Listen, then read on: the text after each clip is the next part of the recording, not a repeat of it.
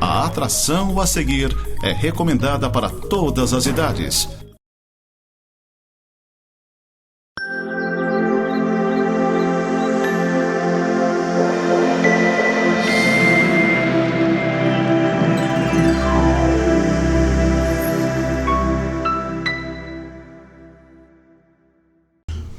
Olá, seja bem-vindo ao programa Semeando para a Vida Eterna. Este é um programa da Igreja Presbiteriana de Lages.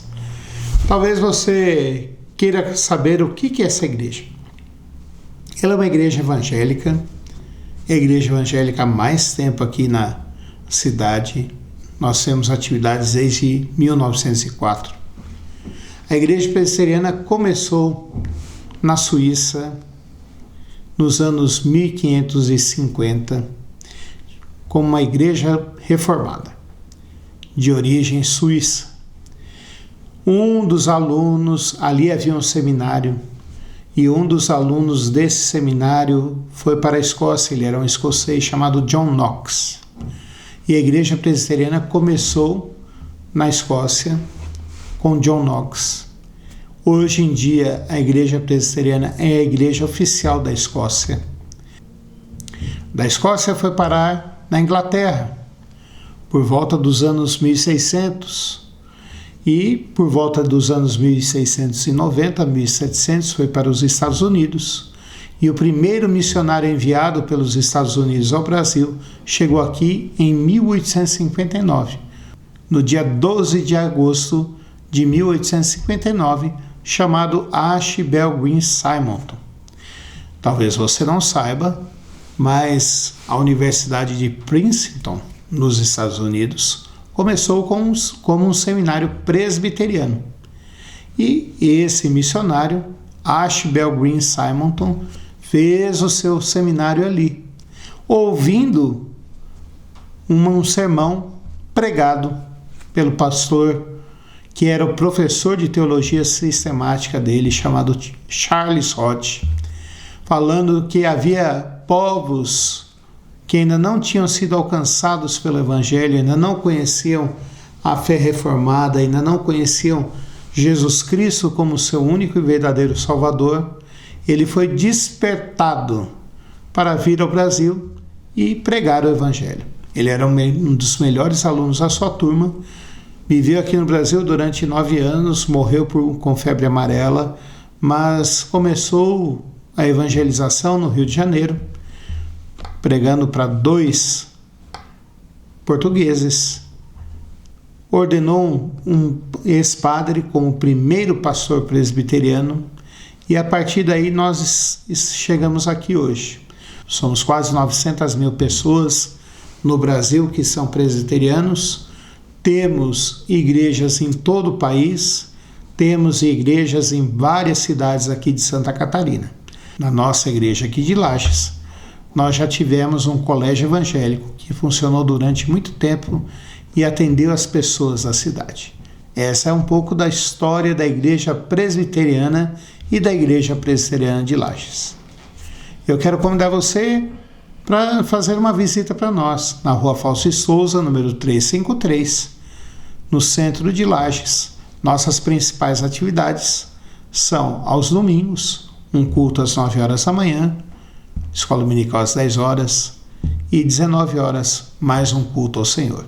Nós temos várias atividades durante toda a semana. Você é convidado para estar conosco. Eu quero ler a palavra de Deus com você, mas antes de ler a palavra de Deus, eu gostaria muito de orarmos a Deus. Então vamos orar. Senhor, nosso Deus e Pai, nós queremos te implorar e te suplicar que a tua boa mão, Pai Santo, esteja conosco e que o Senhor, Pai Santo, fale o nosso coração agora. Que o Senhor nos ilumine do teu Santo Espírito e aqueça a nossa alma, Pai Santo. É a nossa oração em nome de Jesus Cristo. Amém.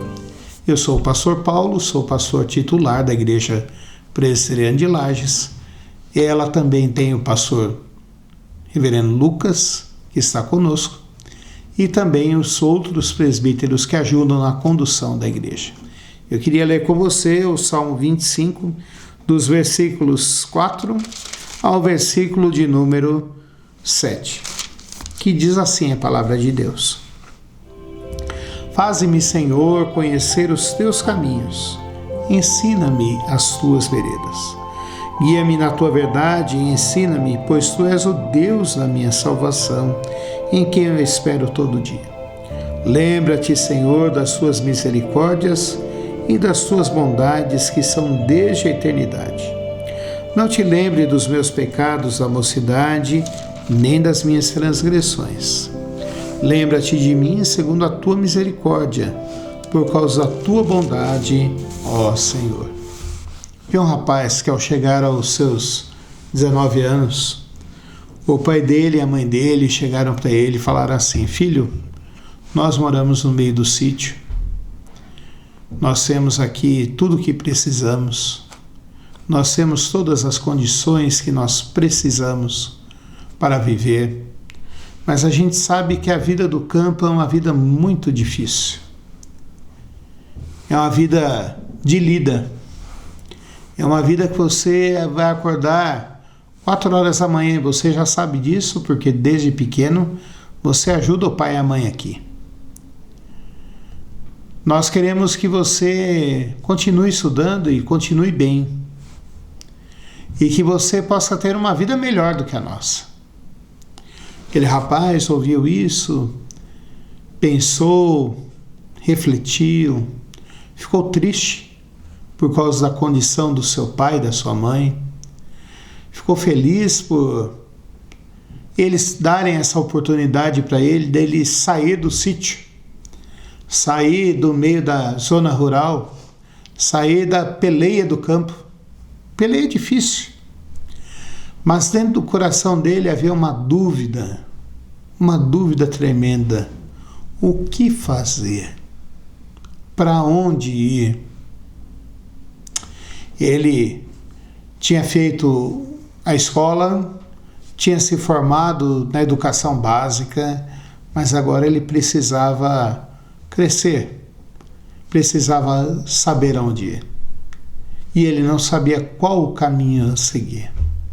O salmista aqui está nessa mesma situação desse rapaz. Mas a situação em que ele está é uma situação espiritual. Não é uma situação como daquele rapaz de escolher qual a profissão, onde morar, o que ele poderia ajudar depois do seu pai e sua mãe, o que seria melhor para ele. Dúvida dele aqui é o que ele deveria fazer da sua vida que fosse bom e que agradasse a Deus. Então ele começa dizendo aqui no versículo 4 que o primeiro desejo dele para viver para agradar a Deus era que Deus mostrasse para ele os seus caminhos. Interessante aqui a gente ver esse texto, porque o salmista não fala assim: eu já sei o que o Senhor quer de mim. Mas ele se coloca como uma pessoa que sabe que ele era um aprendiz, uma pessoa que necessitava de rumo, de caminho, uma pessoa que necessitava de direção vinda de Deus, porque o que ele sabia não era suficiente. Como aquele menino, como aquele adolescente que aos 19 anos precisava decidir o que fazer da vida. E não tinha todas as respostas. Davi, o salmista, aqui também fala: faze-me conhecer os teus caminhos. Ensina-me as tuas veredas. É sempre bom a gente entender que na nossa vida com Deus, nós nunca vamos saber tudo sobre Deus e não vamos saber tudo o que Deus quer da nossa vida. Se nós pensamos que somos senhores de tudo, eu tenho uma triste notícia para você. A nossa vida é uma vida difícil, uma vida de queda, uma vida de soberba e uma vida de destruição, porque nós não vamos estar em contato com Deus verdadeiro, que nos guia, que nos dirige, que mostra o que nós devemos fazer, o que nós devemos andar. palavra de Deus diz que quando nós oramos, aquele que crê em Jesus Cristo, e você pode crer em Jesus hoje, pode ter a certeza de que Deus guiará a vida dessa pessoa. Guiará para viver uma vida junto de Deus. Porque Deus conhece o seu caminho. Deus conhece o caminho dessa pessoa. Nós podemos pedir, Senhor, guia-me pelos seus caminhos. Deus se agrada disso. Davi continua aqui e diz, guia-me na tua verdade. É interessante a gente pensar aqui, nós podemos ter duas interpretações aqui. Podemos pensar assim que há várias verdades, e aí é uma complicação nossa. Complicação que a gente pensa no nosso tempo hoje. É muito difícil para uma pessoa dizer assim, eu creio numa verdade absoluta. Eu creio que existe uma única verdade. É difícil nós dizermos isso. Mas a palavra de Deus diz. A Bíblia diz, a tua palavra é a verdade. Jesus Cristo falou isso. Quando orou pela sua igreja, por aqueles que são salvos, ele diz lá em João 17, santifica-os na verdade, a tua palavra é a verdade. Então a gente começa a entender aqui que verdade aqui não é pensamento, mas verdade aqui é a palavra de Deus. E o salmista diz aqui, guia-me na tua verdade. O salmista não quer ser guiado pela opinião de terceiros, de pessoas que ele mal conhece, mas ele conhece a Deus. Ele crê em Deus. Salmo 23, que é de Davi, ele vai falar assim, o Senhor é meu pastor e nada me faltará. Ele me faz repousar em pastos verdejantes. Leva-me para junto das águas de descanso. Ele afirma, Deus é o meu pastor, Deus cuida de mim. E depois faz aqui a comparação, dizendo que como um pastor dá água e alimento para as ovelhas e cuida das ovelhas, Deus se relaciona com ele, fazendo com que ele também se relacione com Deus e tenha água e alimento na sua vida. Então, nas nossas questões existenciais, que muitas vezes a gente não sabe para onde ir, não sabe o que fazer, não sabe se nós temos esperança, não sabemos se temos direção, não sabemos se temos vida, eu quero dizer uma coisa para você. Busque a Deus. Coloque-se diante de Deus. Creia que Deus se relaciona com você através de Jesus Cristo. Confie nele. Coloque-se diante dele e confie nele. E você vai ver que Deus vai guiar a sua vida. Não pelo conselho de terceiros, mas ele vai usar a Bíblia. A minha Bíblia aqui é uma capa preta de couro. Talvez por ser pastor eu escolhi essa capa de couro preta, mais séria. Mas é a Bíblia. Você pode usar uma capa de plástico, vermelha, dourada, amarela, azul, da cor que for. Mas Deus vai te dar uma sábia direção para você. Agora, também não pode querer ler a Bíblia como alguns veem. Me lembro de um jogador folclórico do futebol brasileiro, que ele fala assim, eu amo ler o Velho Testamento. Tem um monte de guerra, tem um monte de sangue, tem um monte de morte lá. Eu amo ler o Antigo Testamento.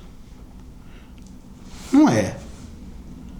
A Bíblia relata isso para mostrar o nosso coração. Mas o essencial da Bíblia não é esse. A Bíblia quer mostrar para você como você chegar até Deus e como você agradar a Deus. É isso que ela faz. Por isso que o salmista Davi fala aqui, guia-me na tua verdade e ensina-me, pois tu és o Deus da minha salvação. É interessante a gente pensar nisso, eu já falei um pouco disso, que para Davi, ele se relacionava com Deus. Ele se relacionava com Deus. E ele cria que Deus estava perto dele. Deus andava ao seu lado todos os dias. Deus o guiava, o dirigia. Deus o amava. E aqui ele vem com essa expressão: pois tu és o Deus da minha salvação. Pense, reflita comigo. Deus não é o Deus de longe, mas é o Deus de perto nosso. Deus não é o Deus que nos abandona quando nós estamos em perigos ou quando nós talvez o decepcionemos. Deus está sempre conosco e Ele está sempre nos amparando, cuidando de nós e nos salvando. Em que eu espero todo dia. Deus é o Deus em quem nós podemos confiar todo dia, todos os dias, todos os momentos. Davi agora vai lembrar do amor de Deus e vai usar duas expressões sobre isso. Ele vai dizer assim: lembra-te, Senhor, das tuas misericórdias e das tuas bondades. Ele vai lembrar aqui e vai dizer: Senhor, não me trate segundo os meus merecimentos. Porque na realidade nós não merecemos nada. Ninguém merece coisas boas. Todos nós somos pecadores. É isso que Romanos 3:23 afirma para nós. E Romanos 6:24 ainda vai falar para nós. 6:23, que o salário do pecado é a morte. Então, por nós mesmos, merecemos a morte. Mas Deus nos ama, Deus nos trata de uma forma que nós não conseguimos entender. E nós podemos descansar nele e crer que Ele está cuidando de nós. Ele é o Deus da nossa salvação. Eu citei já Romanos, o apóstolo Paulo escrevendo aos Romanos. Eu queria citar mais uma vez agora. O apóstolo Paulo fala ali em Romanos, dizendo assim: talvez alguém se anime em dar o seu próprio filho para morrer por um amigo. Mas Deus prova o seu amor para conosco, fazendo com que Jesus Cristo morra por nós, quando nós ainda éramos seus inimigos. Olha só. Pense nisso, reflita nisso. Nós podemos confiar nas misericórdias e na bondade de Deus, que são de eternidade a eternidade. Versículo 7, ele faz mais um pedido ainda sobre isso. Não te lembres dos meus pecados na mocidade, nem das minhas transgressões. Lembra-te da tua misericórdia e da tua bondade. Quando nós estamos perdidos, nós não podemos pensar simplesmente nas consequências da nossa vida. Quando nós estamos sem rumo e sem direção, sem saber para onde ir, nós não podemos ficar pensando simplesmente nas coisas que podem dar errado. Quando a gente não sabe como viver, e eu vou ser sincero com você, muitas vezes eu não sei como viver hoje. Mas quando eu me pego nessa situação, e são quase todos os dias, eu oro a oração que Davi fez. Senhor, ensina-me os teus caminhos. Ensina-me segundo a tua verdade. E confio na Bíblia, e começo a ler a Bíblia. E creio que Deus vai falar comigo e vai me dar a direção. Segunda coisa que eu vejo é que nós podemos confiar nesse Pai amoroso, nesse Deus da nossa salvação, e crer que Ele cuida de nós todos os dias. Terceira coisa que eu vejo aqui é que Deus vai nos tratar segundo a sua misericórdia, segundo o seu amor, e não segundo os nossos merecimentos. E por último, Deus vai nos perdoar dos nossos pecados. Vamos orar? Senhor, nosso Deus e Pai, nós queremos te implorar e te suplicar que nesses problemas da vida, nessas questões éticas da vida, que a gente possa buscar ao Senhor e confiar na tua direção, Pai. confiar que o Senhor nos ama, confiar que o Senhor se relaciona conosco, confiar que o Senhor vai nos perdoar dos nossos pecados e vai nos dirigir, Pai. Abençoa as pessoas que estão ouvindo esse programa, cuida delas, ame-as, Pai, salve-as, Senhor Deus, e conduza-as no teu caminho, Pai. Faz o teu querer na vida delas, Pai. É a nossa oração em nome de Jesus Cristo. Amém. Alegria ter compartilhado com você da Palavra de Deus. Que Deus te abençoe e até o próximo programa. Fique com a programação da Nova Era TV. Jesus, eu só tenho a Ti esperança para mim.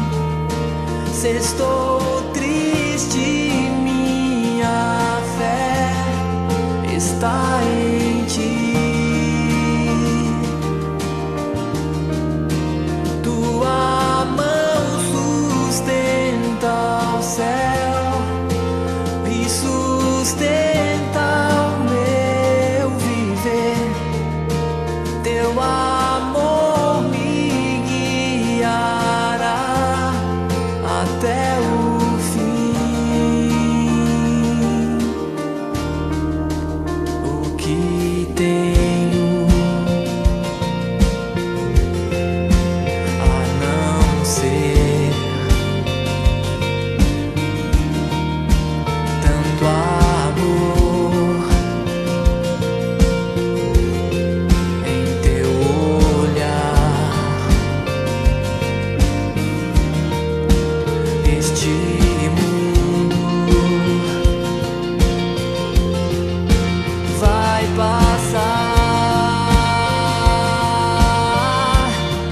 mas tua verdade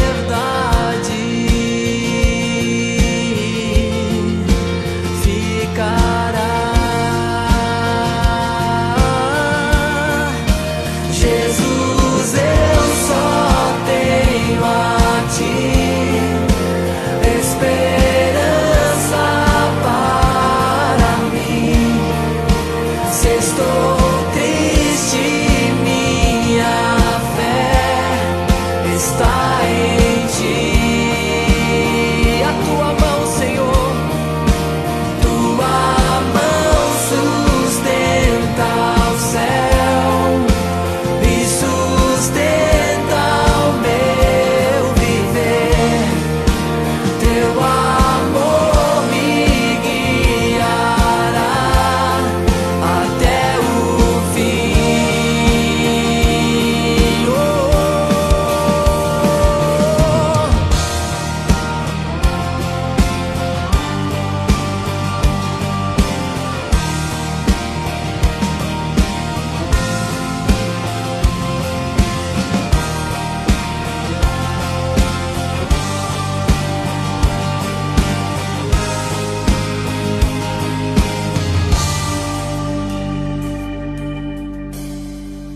Jesus, eu só tenho a Ti esperança para mim. Se estou triste, minha fé está em Ti. Tua mão sustenta o céu e sustenta o meu viver. Teu amor me guiará até o fim. Jesus, eu só tenho a Ti. Jesus, eu só tenho a Ti. Jesus, eu só tenho a Ti. Jesus, eu só tenho a Ti.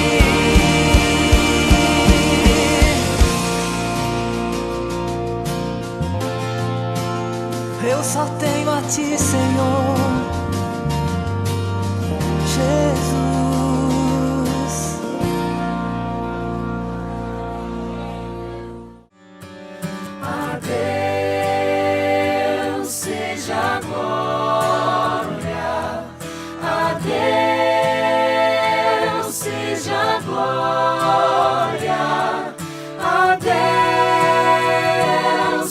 seja glória pelo que fez por mim.